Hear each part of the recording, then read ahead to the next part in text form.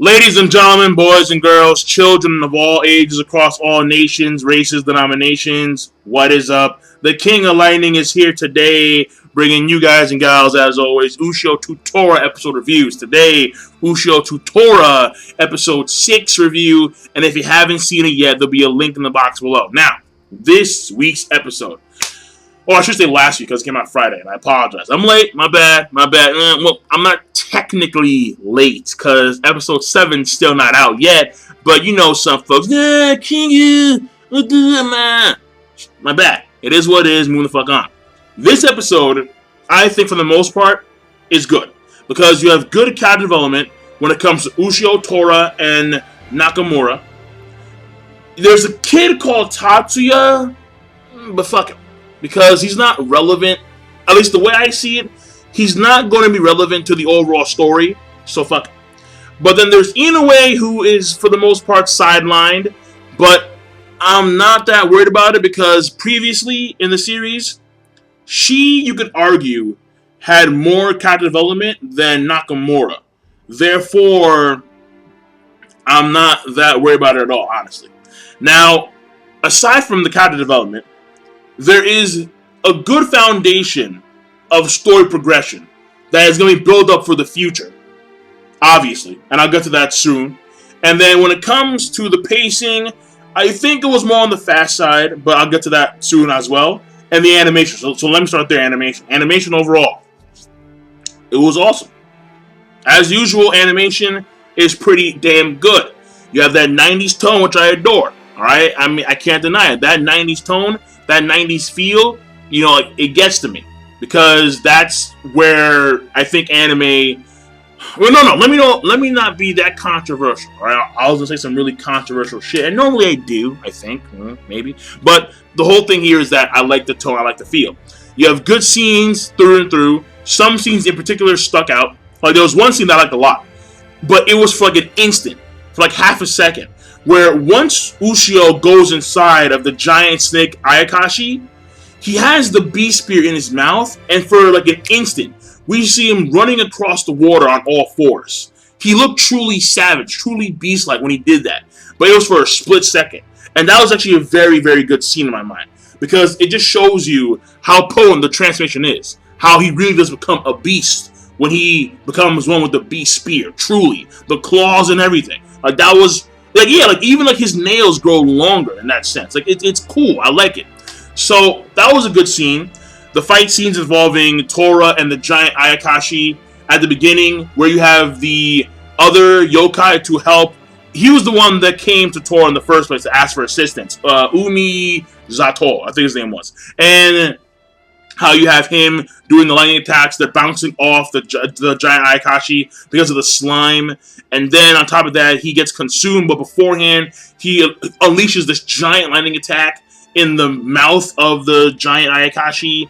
And he tells Umizato to go find to go find Ushio, this idiot kid with the beast spear. So, like, that was pretty good animation. Towards the end, the combo attack stuff with Tora and Ushio, how they basically split it apart from the inside out, that was good.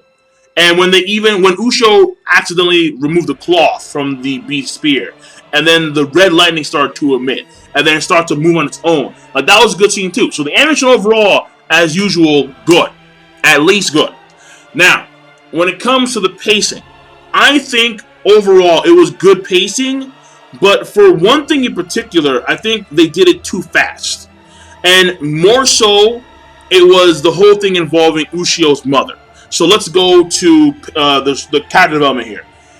And that also ties to story progression. Because Ushio's mom is now hinted to be alive and be a key, like, she's someone that is against the yokai. Like, she either fights against them or whatnot, but given the tone of Umizato,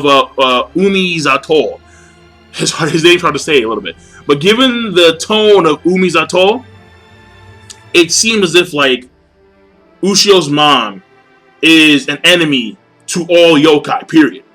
And he tells Tora to cut ties with Ushio because of his acquaintance with another Aotsuki. And it's a female Aotsuki, but we don't know if it's actually his mother.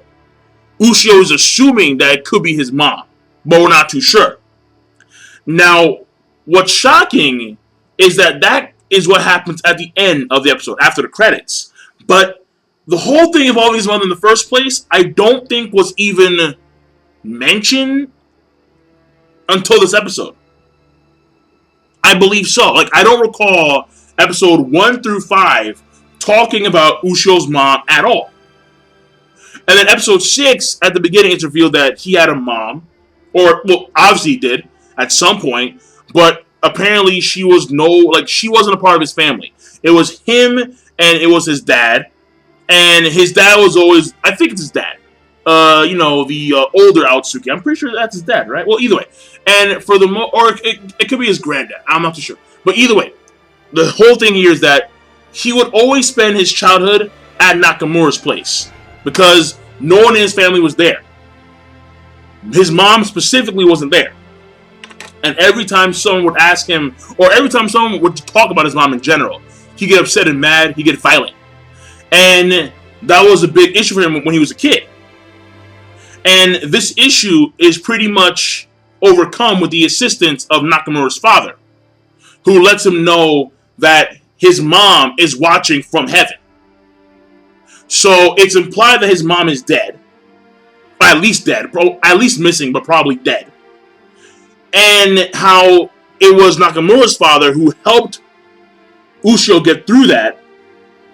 And then come the end of this, after the credits, it's hinted that she's actually alive.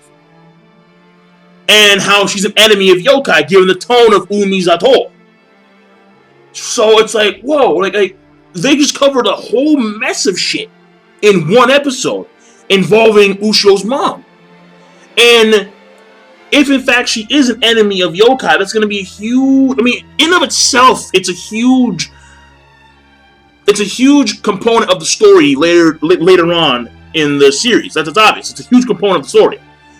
But it's even bigger because we get the sense that there's something going on with Ushio's father or grandfather, the one who's in the house.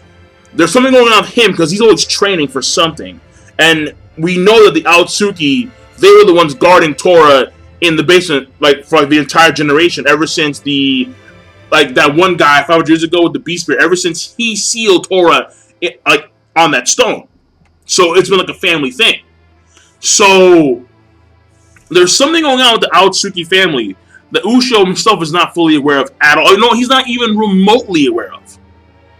And because he's an Aotsuki, there are going to be some demons. Now, Umizato is an exception probably because he got assistance from Tora to help him take out the Aikashi that was creating a disturbance in his waters. But the fact that he had that tone of anger and malice, I get the feeling that it's going to be a big problem for Ushio later on. And there has to be a sit-down talk with dad or granddad about what the family actually does outside of protect, outside of, watch the basement, outside of, seeing what's going on with Tora. So, Mom, who was MIA, who was presumed to be killed, probably is not dead.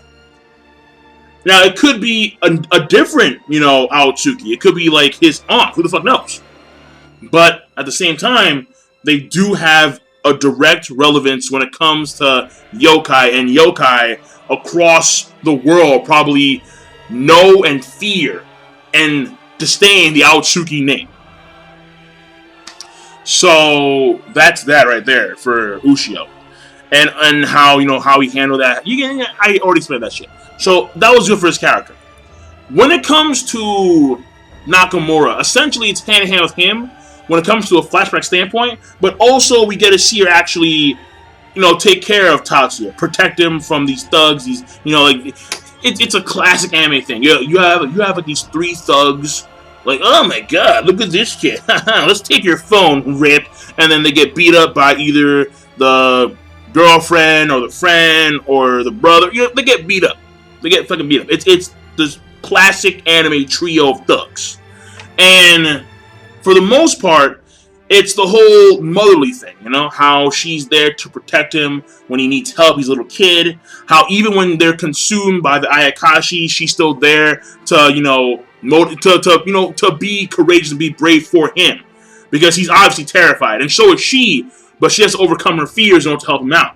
And how she actually gets to see Tora for the first time, like genuinely so, and how she assumed that it was Ushio that saved them, but Ushio denies that. He denies that wholeheartedly. So Inoue still knows about Tora and Ushio, but Nakamura doesn't. So I can see that creating some type of friction between those two, and actually between those three. So I'm still confused as to why he didn't just tell her, like, oh yeah, like, it was me, I saved you. Like, I'm happy that you're okay. Like, why keep it a secret now, you know? Like, I don't know, like, maybe it'll cause more troubles in the future if you do tell Nakamura, but at the same time, I can see the reverse very easily. Oh, very easily. Then, there is, of course, Tora, from a character standpoint. And Tora, it is revealed that he has several names, but the actual name that he goes by is Nagatobimaru-sama. So the fact that Umizato added the Sama part in there, it means that Nagatobimaru, aka Tora, it means that he is a yokai. He's an Ayakashi of substantial worth. He's also known as the Azu or Aza something, Aza Fuzi, and Lightning Beast. So he has several different names across the centuries, and he is feared and revered by many across the human and yokai spectrum. So that was fascinating. That was very fascinating. Furthermore, in the episode, he understands full well that this yokai is beyond him. He can't take him out with his lightning attacks. And he understands that Ushio, given the fact that he has the beast spear that's made for Ayakashi, that's made for yokai, he has a better shot. So through and through, what we've been seeing is, in a lot of cases, we've been seeing Ushio rely on Tora, and Tora just have that gleeful face, like, oh, what? You need my help? Motherfucker! Like, that's what's been going on for the past few episodes. But now it's flipped. And now it's like, you know what? I can't do this on my own. I need help. Go get the kid. Like, you see, that's that shit right there. So, this, I think, was a huge leap forward when it comes to the character interaction and the bond and the character growth between these two, Ushio and Tora, mainly on Tora's side, because it was Tora who wanted to get Ushio to help him in this situation, because he was in a big pinch. So, like, you know, that was pretty good. That was pretty damn good. So, the episode overall, I think, was great. Flat out great. If you don't know, great is an 8 out of 10. There we go. So, that was great. And I will see you guys later. So, King of Lightning, rate the video, comment, subscribe, and I will see you guys later. Have a nice goddamn day. One last thing before I go. There is something up with the Beast Spear where when Ushio ripped off the cloth, that's when the Beast Spear started to emit the red lightning, and that's when it actually moved on its own to target the giant snake Ayakashi. So, my whole thing here is that there is, like I don't know why I did it exactly, but if we assume that when you rip the cloth for some reason, the Beast Spear attains this new level of power. Like, the Beast Spear has to be mastered, alright? It has to be mastered by Ushio, because I can see these very, prominent, strong enemies on the horizon, and there are still too many mysteries about the Beast Spear, and Ushio has to, at some point, like, I don't know how he's going to do it, but I think at some point he has to go over to China and just find out as much as he can about the Beast Spear in earnest.